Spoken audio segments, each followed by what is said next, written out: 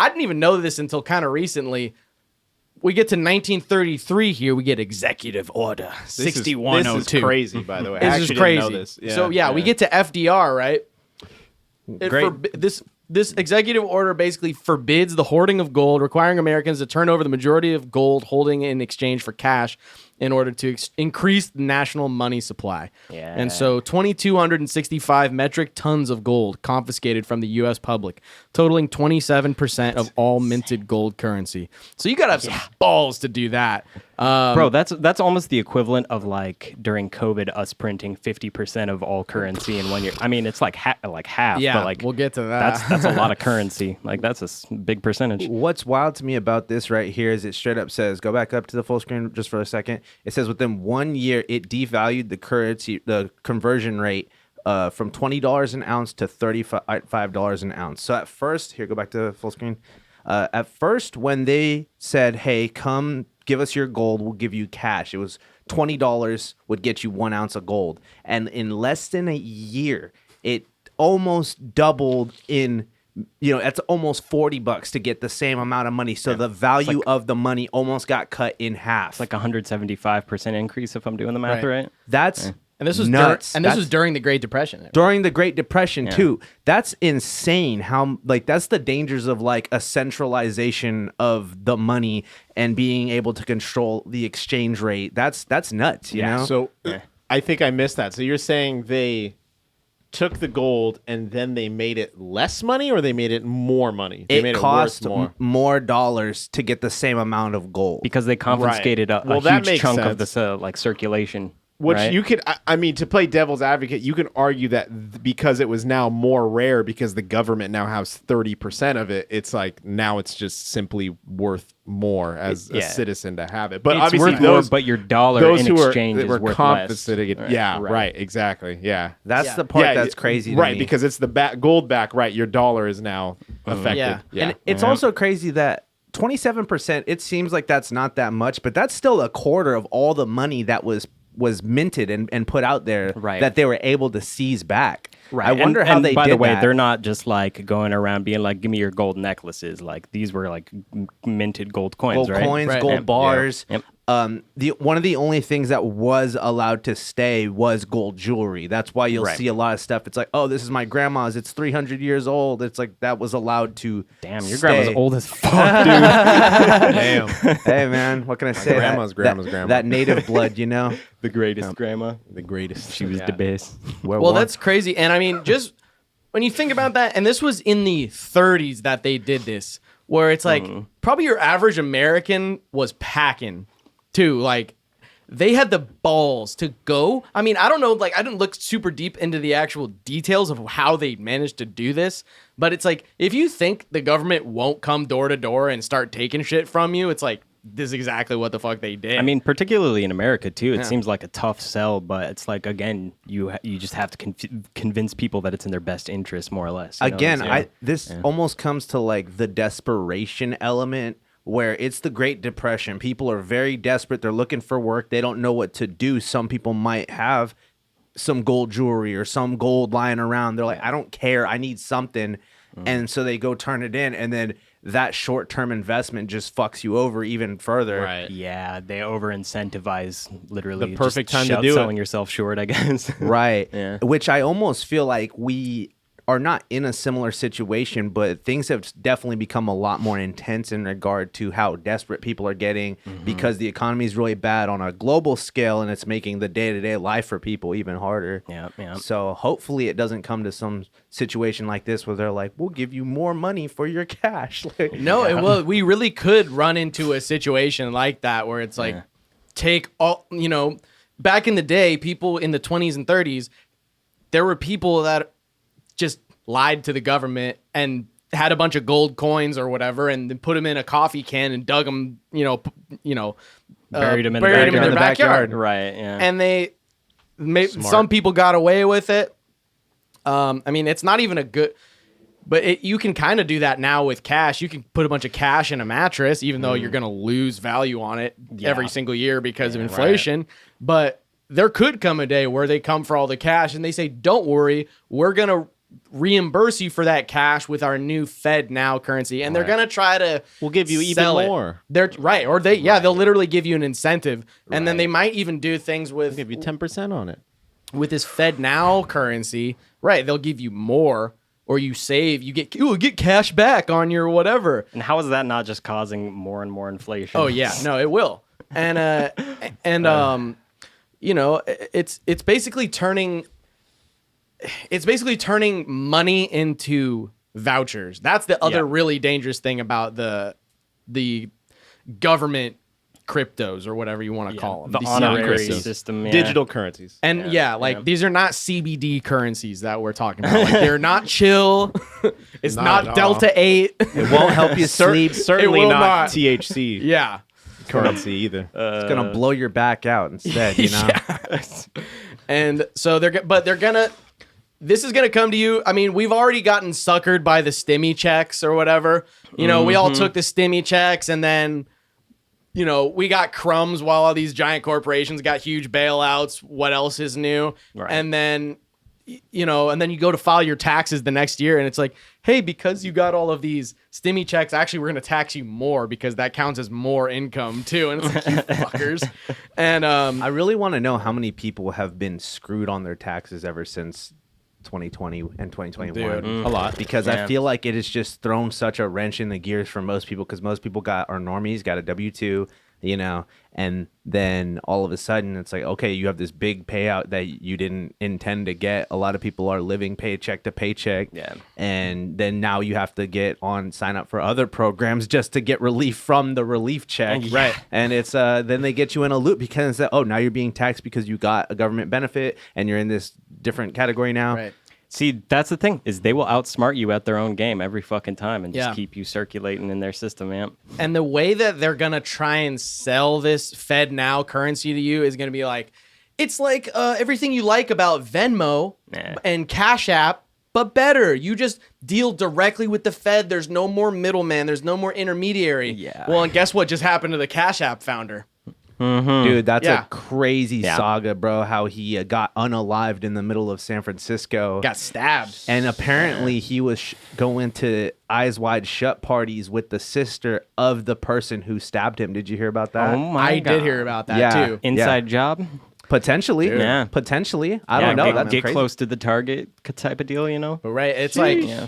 but essentially, that's how you can kind of imagine sort of how it'll be like. It'll be like everything's on Venmo, but right now Venmo, you know, when someone sends you money on Venmo, they're not actually sending you the money. They're basically sending the bank an IOU, and then like all these little transactions are happening. That's why they charge a fee too, because it's you know, whatever. There's some processing power that has to go on to If you want it instant, usually, Right. they'll charge you percentage of 1% or whatever. right, Yeah. because But these banks are still based on very old technology. I just want to say too, this is clearly the start of where like I'm trying to work on that. This is the start of where the financial oligarchy really started to swing dick in America, I feel like, because, you know, JP Morgan probably didn't have to hand over their gold. Andrew Carnegie probably didn't have to hand over his gold. Yeah, you know, you got a JD point. Rockefeller didn't have to hand over his gold probably. No point. Yeah, crazy stuff. That's a really big instance of something so wide sweeping that I think is just has no precedent, really. Yeah, no, that's the mass scare. confiscation of currency in the United States. Like, I didn't even- especially in the United States. I didn't even learn about this in college, and Yeah. I'm an American history is part of my major. Yeah. That's crazy. Yeah, that's wild, man. Well, But here we are they don't delivering want it to to know you on about it. YouTube. The real source. The Zudes. And another thing about this too is, you know, when we were talking about gold and we were talking about panhandling, well, it's like, what about the modern day panhandling? Like, actually, people just on the streets just begging for cash. Well, it almost makes me think: is this move towards entirely digital currencies basically a way to just totally screw over anyone that's desperate for cash? You know, you go Shoot. anywhere where there's homeless people and they're like, please, you have any change? And it's most people genuinely don't, because everything's digital. It's all on a debit card, you know, and then they might be like, well, I got a Venmo, you know, Yeah, whatever. But So yeah, that's there's- like strike one for the social credit score system Yeah. right there. right, So, like you're not going to be able to do panhandling or get cash tips. I mean, for me as a musician, cash tips, that's a big part of it, They also want to be able to keep track of every single transaction that's happening so they can tax it. Right. So there's no coincidence that the IRS just hired like a they hired a ton of hundreds people, thousands of people and they or something. they They said hired that 87,000 new agents. 87,000. and they said you had to be willing to use unaliving force. And it's like, Yeah. bruh, yeah, chill. that's insane. IRS with guns. Yeah. Because again, it's like Didn't they also members. make a massive ammunition purchase recently? I believe Because so. Their agents are getting armed up. Yep. I believe so. Scary stuff. Yep. Because I just want to sell T-shirts, and I'll sell them for the low if the government isn't gonna get in the middle. You feel me? Yeah, 100%. They will. Okay, so getting back to the history lesson, right? So we got 1933 is when basically it's illegal to have gold, which is nuts. Yeah. And then moving on from that, you get 1944 is when the IMF was founded. So that's the International Monetary Fund, right? Yeah. That was a big boy right there. And that was found at the Bretton Woods Conference. Bretton Woods is like a little town in like Vermont or Connecticut or one of these fucking On the towns. East Yeah, Coast, it's on the East yeah. Coast. Yeah, it's the same thing as the Federal Reserve. It's like they call it the creature from Jekyll Island because that's where it's like all these weird billionaires went to or Jekyll Island and then came up with this new idea. And so this is kind of a similar thing. And this is right before the end of World War II, so Right. everybody's very desperate to try to figure out what needs to be done after this horrible, horrible atrocity just happened around the world. And America is the last one standing in the room, essentially. Like, The only one that wasn't really invaded Yeah. yeah. besides Pearl Harbor, but Yeah. Yeah, it was an attack, but that wasn't an invasion. Well, don't forget about the Battle of Los Angeles, bro. That's a whole thing. We got to do a video about that sometime. That's crazy. That's yeah. a very Zudy incident. I still don't know what to make of that. okay, so the IMF was founded at the Bretton Woods Conference. So the IMF promotes stability of exchange rates, monitors financial flow, and enforces economic policy. They make money from from contributions to IDA loan activities, subscription fees, and market investments. All right, what the hell does that mean? So, in order to get the financial security that's being promised by the IMF, you have to pay fees to. It's like insurance, you Right. know. So It's like in being case, part of a country club. Yeah, exactly. And so, if something goes wrong, they're also supposed to tell you, okay, here's what you're gonna do to fix it, and we're gonna be on your ass to make sure you're fixing it. Obviously that doesn't happen all the time. Look at someone say like Greece, where they've had tons and tons of economic problems and crashes, and they keep on getting bailed out. And I was reading about it. A big problem with the IMF is that there's just differences culturally in what they think they should do with the help they receive. And so they don't always do a 1-for-1 with what the IMF tells them to do. And then the IMF also doesn't enforce necessarily sometimes what they told them to do. They're just like, well, yeah, the money's gone. Right. I don't know. Well, clearly they don't. I mean, the IMF doesn't have literal guns, I guess, right? Or maybe they do. They can send They people probably to do. do things, yeah. Right? Because Yeah, they I'm must pretty have sure. some kind of influence because there's 190 member countries and there's 195 countries on Earth. Yeah. Or there's 100. Well, it depends on who you ask, but so basically every single, at least by now, by today in 2023, there's 190 member countries. So they must have been either willingly or not so willingly joined the IMF. Well, a Right. lot of the point of joining the IMF is to get loans, get for infrastructure and for just stuff to make the country run, to borrow money from them. But then the conditions in order to get those loans are usually pretty harsh, and they make you the bitch, they make you the IMF's bitch, you know? Yeah. They also have like a emergency like disaster recovery fund, stuff like that. So with COVID-19 in particular, they have like a whole part of their website that's just dedicated to like monitoring, vaccinations and the recovery process. Oh, wow. So, yeah. It's crazy stuff. So their main exchange rate that they would loan money out and give loans out in is US dollars, because again, this is after World War II. It's the strongest currency. We had the strongest economy, and everybody needed our help. So we were very eager to loan out tons of money to everybody, and it's been that way for a long time. It does say they exchange in Chinese yuan, Japanese yen, British pound, also very strong economies at the time.